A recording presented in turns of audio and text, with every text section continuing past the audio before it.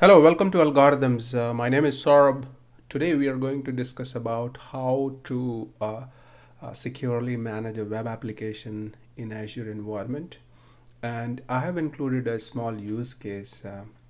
So the kind of architecture that I'm going to discuss is usually deployed in banking and insurance, where customers are conscious of platform level security in addition to the application level security as well. And to restrict application access from the internet, the Azure Application Gateway Service and Azure Web Application Firewalls are used. Okay, and we are also going to discuss about continuous integration and continuous deployment for app service environment using Azure DevOps. So let's get started. So simple use case, building an Azure web app where additional security is required. We are not going to use a shared tenant. It is going to be a dedicated tenant, Azure DevOps, and internally load balanced application. Okay, now let's go to the data flow. So this is the architecture of the application. We can set up express route or site to site VPN depending upon what we want to what is our business objective. Now let's go through the data flow.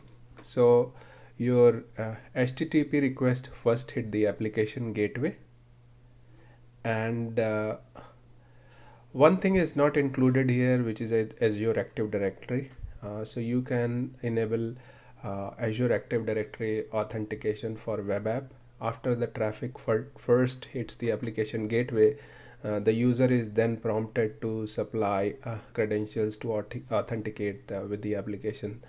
Then user requests flow through the internal load balancer, which in turn routes the traffic to expenses web app. So the web applications that we are assuming in this example is a type of expense report. The user then proceeds to create an expense report. As a part of creation, the deployed API app is invoked to retrieve users manager name and email. So the moment you open the expense report, there is an API which is going to uh, populate user managers, whoever is the employer, individual, his manager's name and email. Then expense report is stored in Azure SQL database. To For continuous deployment, code is checked into Azure DevOps instance.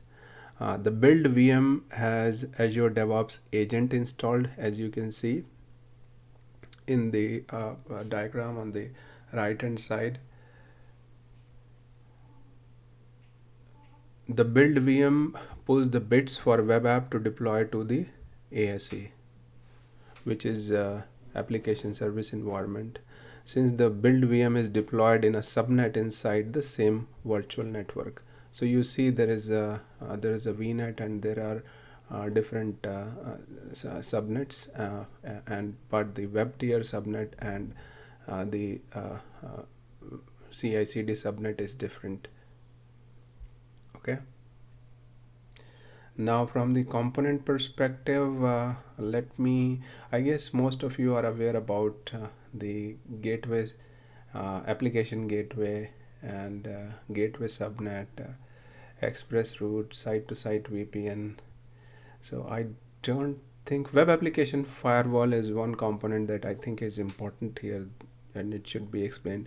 It is actually a feature of application gateway, and once you enable the web application firewall in the application gateway, it further enhances the security. So these web application firewalls uses uh, open web standards security rules to protect web applications against attacks such as cross-site scripting, SQL injection, session hacks, and so on and so forth.